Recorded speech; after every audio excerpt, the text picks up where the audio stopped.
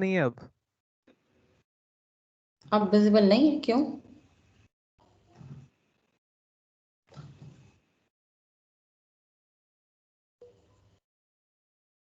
जी होगी मैम। ठीक है ना? Yes ma'am. आई गेस के एक दफा दोबारा मेक श्योर कर लें कि रिकॉर्डिंग भी हो रही है। रिकॉर्डिंग हो रही है मेरा ख्याल है। यस मैम, शो हो रहा है। रिकॉर्डिंग शो हो रही है ना, कि हो रही है? Yes ma'am, recording has yes ma'am, started. हो रही है। ठीक है ठीक है ठीक है। अच्छा जी, सो F5 कर लेते हैं इसको।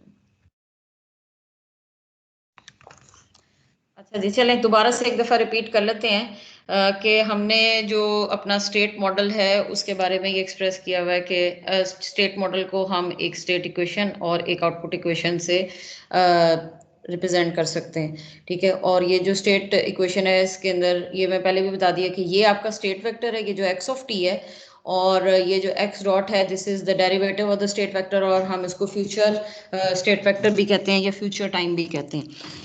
ओके सो, और जो ये y ऑफ t है, this y of t is actually the output vector, और ये जो u ऑफ t है, u ऑफ t, ये this is the input vector. और जो हमारे पास a b c and d हैं, ये सब के सब मैट्रिसेस हैं, इसलिए हम इसको बोल्ड के अंदर लिखते हैं। अच्छा, हमने हमारे पास जितने भी इलेक्ट्रिकल लास्ट टाइम जो हमने क्लास में किया था, वो हमने ये मैकेनिकल इलेक्ट्रोमैकेनिकल सिस्टम्स या ट्रांसलेशनल मैकेनिकल और रोटेशनल मैकेनिकल सिस्टम्स को स्टेट स्पेस में कन्वर्ट किया था। इसके अंदर हमारे पास सिंपल टास्क ये होता है कि हम x1 को, x2 को, 3 वेरिएबल्स हैं अगर, या x3 को, इनको हम रैंडमली स्टेट वेरिएबल के तौर पे एक्सप्रेस कर देते हैं। इसके अंदर ऐसा जितना इशू नहीं होता। जो हमारे पास RLC सर्किट्स होते हैं उसके अंदर प्रॉब्लम ये होता है कि हम स्टेट वेरिएबल को कैसे एक्सप्रेस करें और क्या वैल्यू लें। सो हम एक सिंपल RL सर्किट के बजाय एक RLC सर्किट को कंसीडर कर लेते हैं, और जनरली हम जो कॉन्सेप्ट बनाते हैं वो हम ये बनाते हैं कि क्योंकि हमारे पास दो एनर्जी स्टोरिंग एलिमेंट्स होते हैं, और जाहिर है एनर्जी स्टोरिंग एलिमेंट्स की ही कोई फ्यूचर स्टेट होगी या चेंज स्टेट होगी, क्योंकि रेजिस्टर जो है वो एनर्जी स्टोरिंग एलिमेंट नहीं है, तो उसकी कोई स्टेट वेरी भी नहीं कर रही होती, या उसके ऊपर प्रीवियस स्टेट से कोई फर्क भी नहीं पड़ रहा होता। तो हमारे पास जितनी number of energy storing elements होते हैं उतनी ही हम स्टेट वेरिएबल्स एक्सप्रेस करते हैं। सो सपोज हम यहाँ पर इस नेटवर्क के अंदर हमने दो स्टेट वेरिएबल्स कंसीडर कर लिए। ये आपके पास बुक में सॉल्व हुआ हुआ है, ये बुक के अंदर ऐसे सॉल्व हुआ हुआ है, मतलब उसको हमने स्टेट वेरिएबल के तौर पर एक्सप्रेस कर दिया था, इसलिए मैं इसको यहाँ पर एक्सप्लिसिटली एक्सप्लेन कर देती हूँ कि हमने VC को एक स्टेट वेरिएबल ले लिया जो कि कैपेसिटर का वोल्टेज है, और IL को एक स्टेट वेरिएबल ले लिया, इसको हमने x1 कह दिया और इसको हमने x2 कह दिया। और उसके बाद हमने ये किया कि यहाँ पर दो इक्वेशंस बन सकती हैं, क्योंकि दो स्टेट वेरिएबल्स हैं तो हमें डेफिनेटली दो इक्वेशंस बनानी पड़ेंगी। सो हम पहली इक्वेशन ये लेते हैं कि हमारे पास जो IL करंट है वो इस नोड के ऊपर दो करंट्स में फर्दर डिवाइड हो रहा है, एक IR के अंदर और एक IC के अंदर। ठीक है, सो हमने एक इक्वेशन बना ली जिसके अंदर हमने ये कहा कि जी हमारे पास IL जो है जो इंडक्टर से एंटर हो रहा है नोड के अंदर current, that is equal to two currents IR plus IC। ठीक है, और अब हम इसके अंदर देखते हैं कि हम इसके अंदर क्या क्या वैल्यू को पुट कर सकते हैं। सो हमें पता है कि हमारे पास इसके अंदर IL एक स्टेट वेरिएबल है, तो IL की जगह हमने राइट अवे x2 को पुट कर दिया, IL की जगह हमने राइट अवे x2 को पुट कर दिया, और IR को हमने एक्सप्रेस किया कि IR हमारे पास क्या होगा। सो यहाँ पर अगर आप IR के बारे में देखें तो IR कौन सा वोल्टेज है जो कि इस ये जो आपके पास VC है, ये वाला वोल्टेज VC, ये एक्चुअली इस नोड पे भी अपीयर मैम हो ये रहा है। स्लाइड शो नहीं हो रही सही। क्या नहीं हो रही? ये स्लाइड शो नहीं हो रही? यस मैम, जो आप पढ़ा रही यस हैं। मैम, शो नहीं हो रही है, क्यों ये शो हो रही है? मूव नहीं हो रही मैम स्लाइड्स। मैम स्टेट क्यों? स्टेट रिप्रेजेंटेशन वाली स्लाइड पे हैं अभी आप, जो पहले टॉपिक का मैम नेम था। पहली स्लाइड ही खुली हुई है, उससे आगे मूव नहीं हुई। मैम वो भी अब बंद हो गई है। कमाल है, ऐसा क्यों हो रहा है? समझ नहीं आ रही मुझे। अब आ रही है? फर्स्ट स्लाइड खुली हुई है। यस मैम, अब आ गई है। सारी मूव हो रही है, पहले मुझे ये बताएं। जी मैम, आप चल रही यस हैं। मैम, अब हो मूव हो रही है। कमाल है, मुझे नहीं समझ आई कि ये ऐसा क्यों हुआ है। फिर अब क्या करें? अब स्टार्ट से दोबारा करें एक दफा? कर ले मैम। Yes ma'am. अब देखिए, मुझे आप लोग इमीडिएटली रोका करें अगर कहीं विजिबल नहीं हो रहा। अब ये देखिए, ये स्लाइड्स मूव हो रही हैं। हो रही है मैम। ये विजिबल हो रही है आपको स्लाइड? ये जो हैंड रिटन अभी मैंने पेज शेयर भी किया है, इसको स्लाइड पे डाल दिया है। Yes ma'am. Yes ma'am. Yes ma'am. हो रही है। ठीक है, ठीक है, ठीक है, ओके। अच्छा जी, हम दोबारा से स्टार्ट कर लेते हैं। स्टेट स्पेस रिप्रेजेंटेशन को, क्योंकि हमने इसको रिकॉर्ड करना है तो दैट्स वाई हम इसको ऐसे ही ऐसा ही अपलोड करेंगे। स्टेट स्पेस रिप्रेजेंटेशन को हम इन दो इक्वेशन से रिप्रेजेंट करते हैं, जिसके अंदर ये स्टेट इक्वेशन है, ये एक स्टेट इक्वेशन होती है और ये आउटपुट इक्वेशन है। This is the state equation and this is the output equation. ठीक है, अपने माइक्स प्लीज म्यूट कर दें क्योंकि वो नॉइज ना है। अच्छा, इसके अंदर अगर हम देखें तो ये हमारे पास फ्यूचर स्टेट या फर्स्ट डेरिवेटिव होता है with respect to time of the state vector, और एक्स ऑफ टी जो है दैट इज ये हमारे पास एक स्टेट वेरिएबल होता है, और यू ऑफ टी हमारे पास इनपुट वेक्टर होता है, और जो A B C and D है ये सब की सब हमारे पास मैट्रिसेस होती हैं डिपेंडिंग ऑन कि आपके पास कौन सी मैट्रिक्स किसके साथ अटैच हो रही है। जैसे ए जो सी मैट्रिक्स है वो वेरिएबल के साथ अटैच हो रही होती है तो उसको हम सिस्टम मैट्रिक्स कहते हैं। बी जो सी है वो चूंकि यू ऑफ टी इनपुट के साथ अटैच हो रही होती है तो उसको इनपुट मैट्रिक्स कहते हैं, एंड सो ऑन। सो हमारे पास यहाँ पर हमने लास्ट क्लास के अंदर ये पढ़ा था। ये स्किल असेसमेंट एक्सरसाइज की पिक्चर आपको विजिबल हो रही है ना? हमने इलेक्ट्रिकल, ट्रांसलेशनल मैकेनिकल और रोटेशनल मैकेनिकल सिस्टम्स ये पढ़े थे, ये हमने प्रैक्टिस की थी। हमने उसमें ये कहा था कि ये जो x1 है और x2 है इसी को हम स्टेट वेरिएबल डिक्लेयर कर देते थे। ठीक है, लेकिन यहाँ पर हमारे पास जब हम इलेक्ट्रिकल नेटवर्क्स के अंदर आते हैं तो हमारे पास ये इशू होता है कि हमारे पास ये इशू होता है कि हमने किसको स्टेट वेरिएबल कैसे डिक्लेयर करना है। ओके, सो यहाँ पर हम एक आरएलसी नेटवर्क को कंसीडर करें, ये आपकी बुक की एग्जांपल है। ठीक है, इसके अंदर हमारे पास एक इलेक्ट्रिकल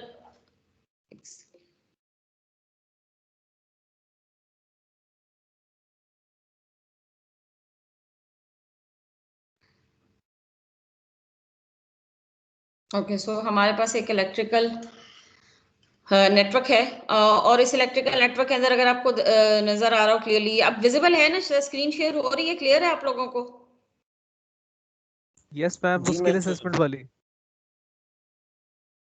स्किल असेसमेंट नहीं है, ये एक आरएलसी नेटवर्क है रिप्रेजेंटिंग एन इलेक्ट्रिकल नेटवर्क।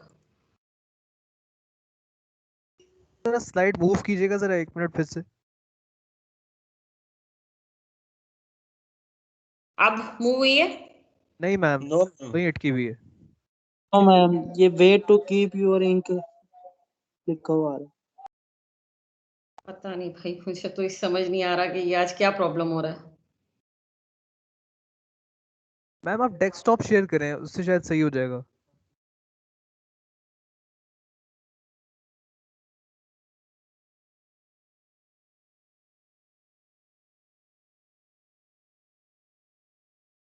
अब नजर आ रहा है? Yes ma'am. Yes ma'am.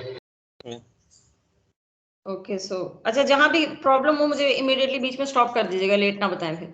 अच्छा जी, यहाँ पर हमारे पास एक आरएलसी नेटवर्क है जिसके अंदर ये एक कैपेसिटर लगा हुआ है और एक इंडक्टर लगा हुआ है, और हम यहाँ पर ये ज्यूम करते हैं कि हमारे पास जो कैपेसिटर करंट होगा, जो कैपेसिटर वोल्टेज होगा VC, हम उसको एक स्टेट वेरिएबल ले लेते हैं, VC को हम एक स्टेट वेरिएबल ले लेते हैं, और स्टेट वेरिएबल्स हम उतने ही लेंगे जितने हमारे पास एनर्जी स्टोरिंग एलिमेंट्स होंगे। सो VC को हमने एक स्टेट वेरिएबल ले लिया और एक IL को एक स्टेट वेरिएबल ले लिया। सो VC हमारे पास किसके इक्वल है? x1 के, हमने इसको एक स्टेट वेरिएबल कह दिया, और IL को हमने दूसरा स्टेट वेरिएबल कह दिया, x2 कह दिया। यहाँ पर अगर आपको ये कैलकुलेशन नजर आ रही हो, हमने इधर आप VC का अगर फर्स्ट डेरिवेटिव लेंगे तो वो होगा dVC by dt, और उसको हम x1 डॉट से रिप्रेजेंट कर सकते हैं। And similarly DIL by dt को हम रिप्रेजेंट कर सकते हैं x2 डॉट से। ठीक है, सो ये हमने कुछ कैलकुलेशन कर ली है। अब हम इसकी दो इक्वेशंस बनाते हैं, क्योंकि हमारे पास दो स्टेट वेरिएबल्स हैं तो हमें दो इक्वेशंस बनानी पड़ेंगी। यहाँ पर हमारे पास एक आईसी, यहाँ पर अगर आप इस नोड के ऊपर देखें, प्रीवियसली इधर दिखा देते हैं आपको कि ये आईएल जो सा है करंट, ये इस नोड पे जाके फर्दर दो पार्ट्स में डिवाइड हो रहा है, आईआर के अंदर और आईसी के अंदर। क्लियर हो गई ये बात? सो इसको हम एक इक्वेशन के तौर पे एक्सप्रेस कर देते हैं कि IL is equal to IC plus IR. ठीक है, एक इक्वेशन हमने ये बना दी और इस इक्वेशन को ही आगे लेके चलते हैं और इस इक्वेशन को यूज करते हुए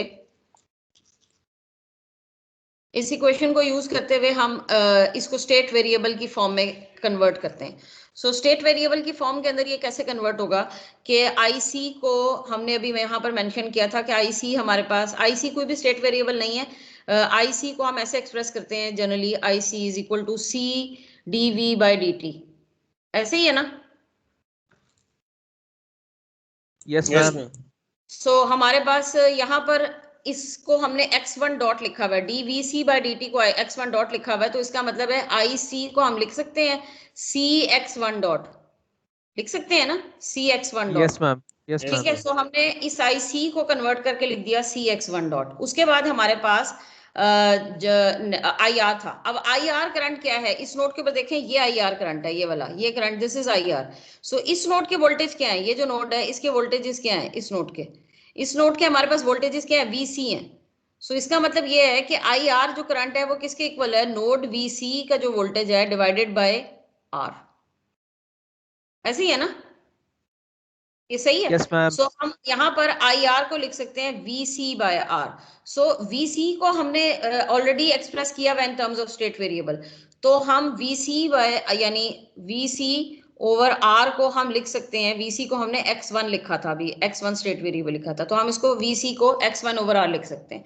एंड फाइनली IL को तो हम ऑलरेडी x2 स्टेट वेरिएबल के तौर पर एक्सप्रेस कर चुके हैं। सो हमारे पास जो फाइनल इक्वेशन बनकर आती है स्टेट वेरिएबल में कन्वर्जन के बाद, वो कुछ ये वाली इक्वेशन बनकर आती है। ठीक है जी। सो इसके अंदर हम x1 डॉट की इक्वेशन को, x1 डॉट को एक साइड पे कर देते हैं और बाकी सारे पैरामीटर्स को एक साइड पे कर देते हैं, तो ये एक इक्वेशन बन जाती है। ठीक है, अब हमें नेक्स्ट इक्वेशन चाहिए x2 डॉट की। सो x2 डॉट क्या चीज है, x2 डॉट है के अंदर VL होना चाहिए, यानी वोल्टेज, इंडक्टर का वोल्टेज होना चाहिए। सो हम क्या इक्वेशन बना सकते हैं, हम फर्स्ट लूप की एक इक्वेशन लिखते हैं, फर्स्ट लूप का KVL की इक्वेशन लिखते हैं। फर्स्ट लूप क्या है जी, जो फर्स्ट वाला लूप है उसकी मैम रेजिस्टर है, इंडक्टर है और वोल्टेज सोर्स है। एक वोल्टेज सोर्स है। सो हम इसको लिख सकते हैं कि V ऑफ t यानी total voltage is equal to VL plus VR। ऐसे ही है ना, यानी V of t is equal to VL plus VR। ऐसे ही है। सो V ऑफ t को तो V ऑफ t रहने दिया। VL क्या है, VL आपने अभी एक्सप्रेस किया है कि LDI बाई dt है। सो अगर मैं Yes, x और DIL बाई dt क्या है, एक्चुअली x डॉट है, x2 डॉट है, तो इस x2 डॉट के साथ अगर मैं L लगा दूं तो एक्चुअली वो VL बन जाता है।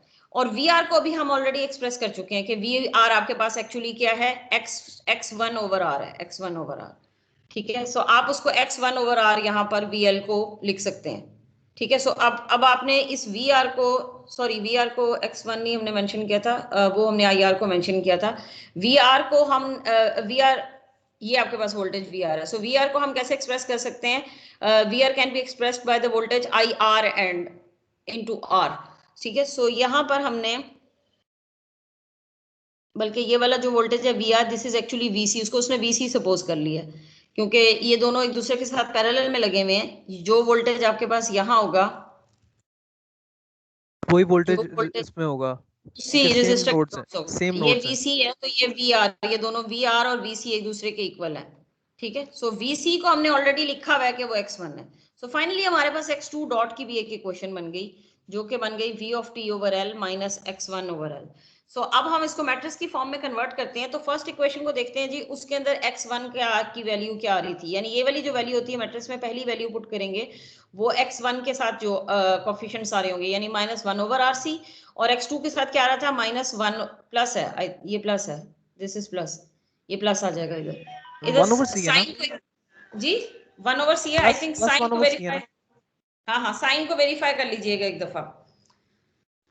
तो Okay, आई ma'am. थिंक यहाँ पर प्लस आना चाहिए, आई थिंक यहाँ पर प्लस आना चाहिए। ओके, सो यहाँ पर ये x1 की वैल्यूज आ गई और x2 की आ गई। उसके बाद आपके पास x2 डॉट की क्वेश्चन के अंदर ये सिर्फ x1 अवेलेबल है, x2 की वैल्यू है ही नहीं। ये तो वैल्यू जो है ये इनपुट वेक्टर में यहाँ जाएगी, u ऑफ t के साथ जाएगी, क्योंकि ये तो इनपुट वोल्टेज है v ऑफ t। सो यहाँ पर आपके पास x1 की वैल्यू क्या आ रही थी, -1/l, और यहाँ पर आ गया 0, और फाइनली हमारे पास u ऑफ t के साथ ऐड हो गया 1/l। ठीक है, अब यहाँ पर उसने पीछे एग्जाम्पल के अंदर ये मेंशन किया हुआ है कि if the output is the current through the resistor. So output voltage उसने, आउटपुट करंट उसने क्या कहा है, जो कि रेजिस्टर में से गुजर रहा है। सो इसका मतलब ये है कि हमने आउटपुट को एक्सप्रेस करना है in terms of IR। So IR की, इसका मतलब ये है कि ये आपकी बन गई स्टेट इक्वेशन, ये आपकी बन गई स्टेट इक्वेशन, ठीक है, और ये आपकी बन गई आउटपुट इक्वेशन। ठीक है जी, क्लियर हो गई ये बात? Okay, ma'am. अच्छा जी, उसके बाद ये आपके पास बुक में ऐसे ही सॉल्व हुआ हुआ है, इसको यहाँ से आप एक दफा देख लीजिएगा। अच्छा जी, उसके बाद आपके पास ये डिफरेंट एग्जांपल, आई थिंक ये बुक की एग्जांपल है शायद, इसको आप एक दफा यहाँ से कंसल्ट कर लीजिएगा। यहाँ पर आपके पास एक स्किल असेसमेंट एक्सरसाइज थी, इस ये स्किल असेसमेंट एक्सरसाइज है बुक के अंदर, जिसके अंदर हमारे पास एक ये कैपेसिटर लगा हुआ है, एक C2 लगा हुआ है, और एक इंडक्टर लगा हुआ है। सो अगेन हम यहाँ पर एज्यूम कर लेते हैं कि हमने x1 पहला स्टेट वेरिएबल लिया कैपेसिटर वोल्टेज को, पहले कैपेसिटर वोल्टेज को, दूसरा स्टेट वेरिएबल हमने दूसरे कैपेसिटर के वोल्टेज को ले लिया, और तीसरा स्टेट वेरिएबल x3 हमने ले लिया इंडक्टर में से गुजरने वाले करंट को। सो ये IL है, और ये IC है, IC1 है, this is IC2, this is IR। ठीक है जी, सो हमने ये 3 स्टेट वेरिएबल्स एक्सप्रेस कर लिए। इन 3 स्टेट वेरिएबल्स को यहाँ पर हमने ये मेंशन किया हुआ है कि ये हमने 3 स्टेट वेरिएबल्स एक्सप्रेस किए, और उसके बाद इन सबके x डॉट भी ले लिए हमने, x1 dot, x2 dot and x3 dot, so that कि हम उसको लेटर ऑन कन्वर्ट कर सकें। सो हमारे पास यहाँ पर चूंकि 3 स्टेट वेरिएबल्स हैं, 3 एनर्जी स्टोरिंग एलिमेंट्स से, ये एक नॉर्मल RLC नेटवर्क है, जिसकी अगर आप एल्स अदरवाइज इक्वेशन बनाते तो उसकी 2 इक्वेशंस बनती, लेकिन चूंकि हमने स्टेट वेरिएबल्स सारे जितने भी एनर्जी स्टोरिंग एलिमेंट्स लगे होते हैं उसकी फॉर्म में एक्सप्रेस करना होता है, इसलिए जितने स्टेट वेरिएबल्स होंगे उतनी ही इक्वेशंस बनेंगी। सो यहाँ पर हमारे पास चूंकि 3 स्टेट वेरिएबल्स थे, तो हमारे पास 3 इक्वेशंस रिक्वायर्ड है। सो पहली इक्वेशन हम ये बनाते हैं, हम कहते हैं कि यहाँ पर जो आपके पास ये करंट है, इस जो इनपुट करंट आ रहा है, दैट इज IC1।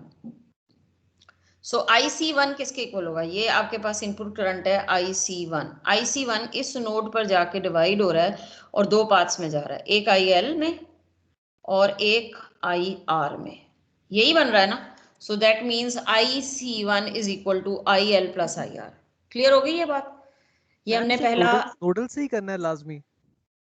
नहीं, देखिए वो तो कोई ऐसा रूल नहीं है जो आपको कंफर्टेबल लगे और जिसके अंदर आपको ये लग रहा हो कि इन ये जो हम स्टेट इक्वेशन, ये डिफरेंशियल इक्वेशंस बना रहे हैं, उसके अंदर हमारे स्टेट वेरिएबल्स इजीली पुट हो जाएंगे, तो आप उसको ऐसा पुट कर सकते हैं। तो हम यहाँ पर ये आपको ये मैंने उस दिन क्लास में भी बताया था कि ये तो आपको सॉल्व करके और प्रैक्टिस से ही आता है कि आपने स्टेट वेरिएबल क्या पुट करना होगा और या इक्वेशन किस तरह से बनानी होगी। सो इट्स बेटर कि आपको जो 2-3 मेथड्स दिए हुए हैं कि आप एक फर्स्ट लूप के ऊपर KVL लगा लें और कोई नोड इक्वेशन बना लें, उससे सॉल्व करते रहेंगे तो भी इजीली कंफर्टेबली सॉल्व हो जाता है। अच्छा, सो हमारे पास यहाँ पर IC1 हमने एक KCL की इक्वेशन बना ली। अब हम इस इक्वेशन को कन्वर्ट करने की कोशिश करते हैं। हम देखते हैं कि क्या IC1 हमारे पास कोई स्टेट वेरिएबल था। IC1 का हमारे पास एक VC1, क्योंकि हमने पहला स्टेट वेरिएबल लिया हुआ है, तो जब हम x1 डॉट को कन्वर्ट करते हैं, यानी VC1 को कन्वर्ट करते हैं, तो वो x1 डॉट क्या बनता है, dV by dVC by dt। So ये पहले कैपेसिटर का वोल्टेज बनता है, ये एक्चुअली IC है, एक्चुअली ये IC1 है। अगर मैं इसके साथ C अपेंड कर दूं तो ये IC1 बन जाएगा। सो हमने यहाँ पर CX1 यानी IC1 जी जी बेटा अपना माइक्स म्यूट कर दें प्लीज। अच्छा, सो हमने यहाँ पर IC1 को एक्सप्रेस कर दिया C1x1 डॉट की फॉर्म में, और IL हमारे पास ऑलरेडी एक स्टेट वेरिएबल था, उसको हमने एक्सप्रेस कर दिया x3 की फॉर्म में, और उसके बाद IR को हम अभी लेटर ऑन एक्सप्रेस करते हैं। हम देखते हैं कि पहले IR है क्या। IR कौन सा करंट है? सो IR को आप रजिस्टर में जो फ्लो करेगा, जो ऑब्वियसली रेजिस्टर में फ्लो कर रहा है, लेकिन हम उसको नोडल से निकालते कैसे? ये IR है हमारे पास, ये IR है। सो ये एक नोड है जो कि VL है, और ये एक नोड है जो कि VC2 है, so that means VL minus VC2 over R, ये है हमारे पास IR करंट, ऐसे ही है ना? Yes.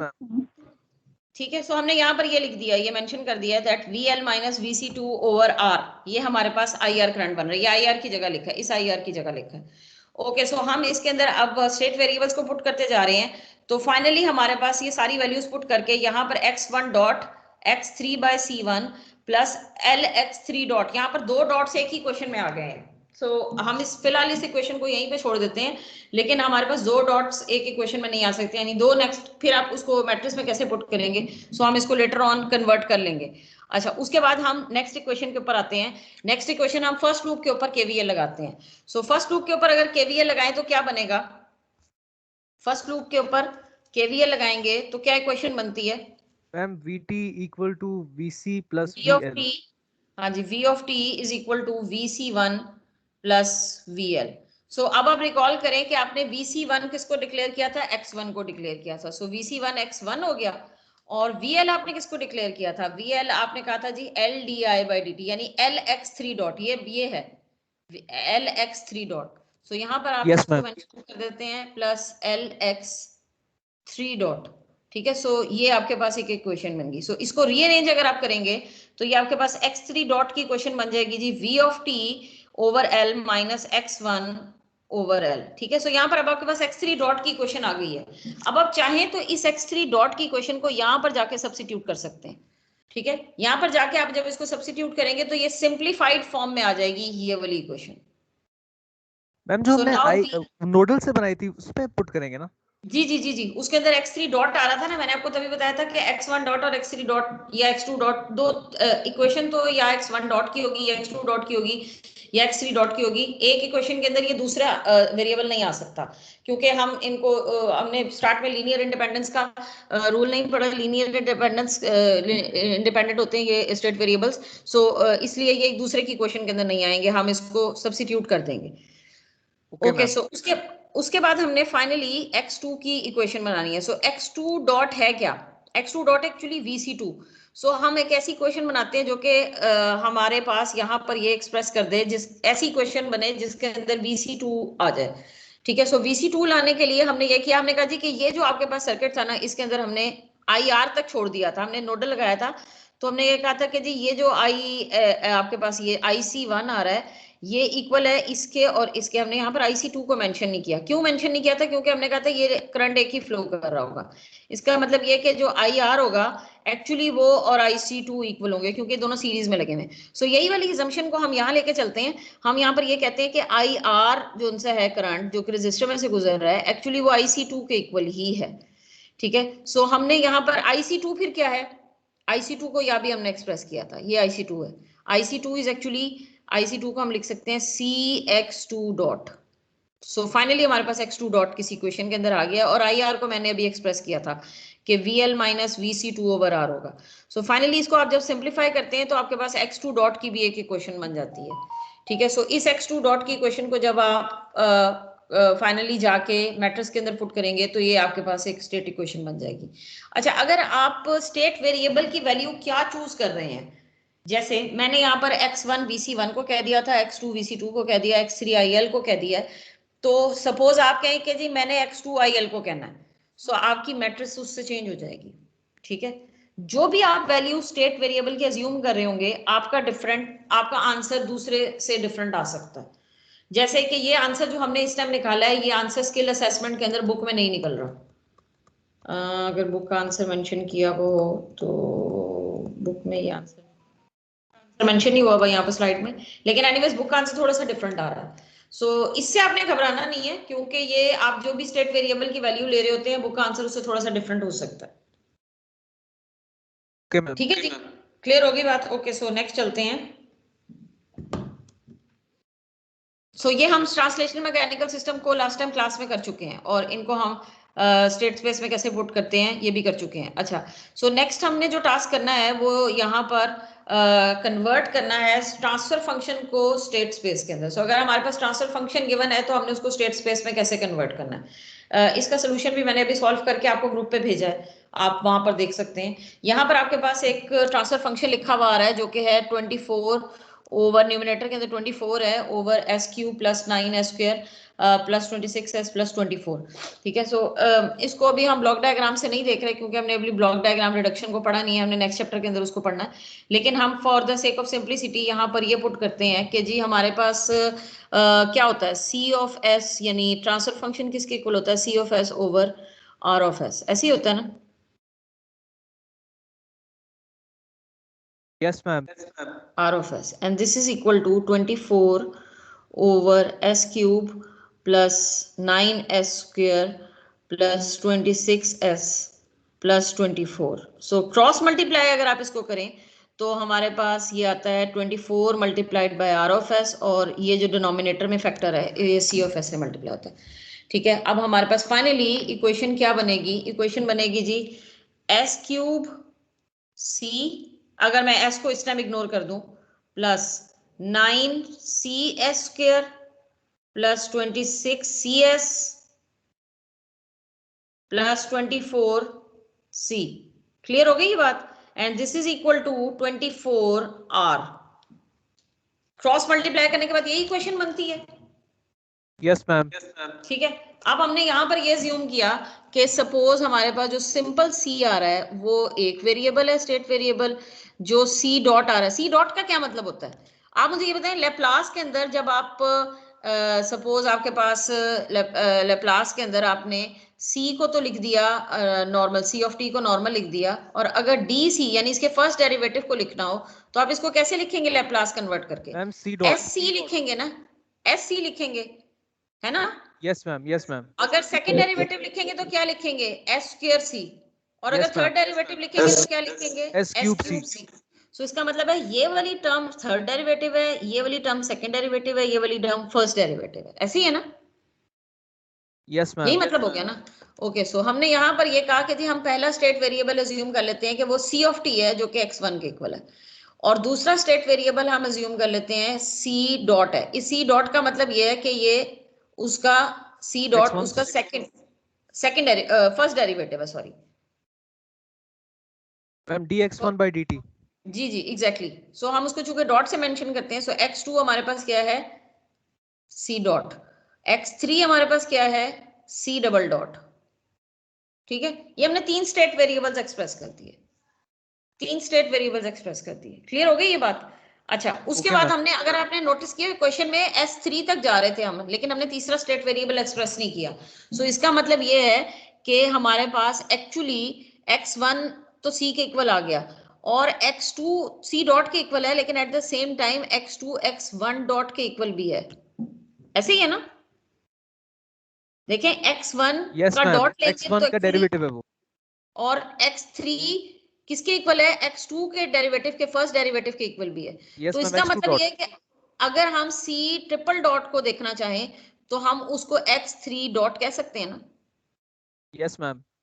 ठीक है, सो अब हम इस इक्वेशन को, जो पीछे हमने इक्वेशन ये वाली लिखी थी, इसको रीअरेंज करते हैं, इसको रीअरेंज करते हैं, और हम इसको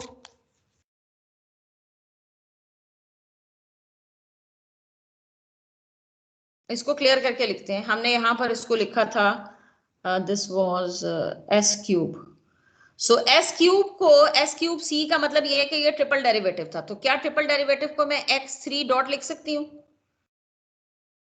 अभी मैंने यहाँ पर मेंशन किया है कि Yes, ma'am. लिख सकती सी हैं. के ट्रिपल डेरिवेटिव को मैं x3 डॉट लिख सकती हूँ। ठीक है, उसके बाद हम इस 9cs को लिख सकते हैं, x3 डॉट ट्रिपल डेरिवेटिव हो गया, और 9cs को हम क्या लिख सकते हैं, 9 और X2 dot. क्योंकि ये डबल डेरिवेटिव है तो ये एक्चुअली x2 डॉट भी नहीं बल्कि x3 के इक्वल है।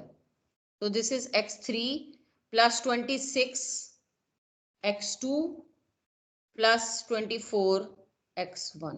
क्लियर हो गया? क्योंकि हमें एक इक्वेशन के अंदर दूसरे डॉट को अवॉइड करना चाहते हैं। ठीक है जी, Okay, ये बात ma'am. क्लियर हो गई। अब Okay, एक x3 को हम एक साइड पे ले गए तो बाकी सारी टर्म्स जब दूसरी साइड पे गई तो वो ये वाली इक्वेशन बन गई। Okay, ma'am. क्लियर हुई ये बात? ठीक है, ये 24 और ऑलरेडी था, अगर आपको याद हो तो इक्वेशन यहाँ जब मैंने इक्वेशन लिखी थी तो ये इज इक्वल टू 24 और ऑलरेडी था। अब आपने इस टर्म को इधर ही रहने दिया और बाकी सारे फैक्टर्स को आप उधर ले गए और उसको आपने स्टेट वेरिएबल में एक्सप्रेस कर दिया। ठीक है जी, ये तो हमारे पास आ गई एक इक्वेशन, लेकिन बाकी इक्वेशंस नहीं है। तो बाकी इक्वेशन वो जब हम ट्रांसलेशनल मैकेनिकल सिस्टम कर रहे थे तो उसमें भी हमने ये डिस्कस किया था कि फिर हम उनको कैसे निकालें।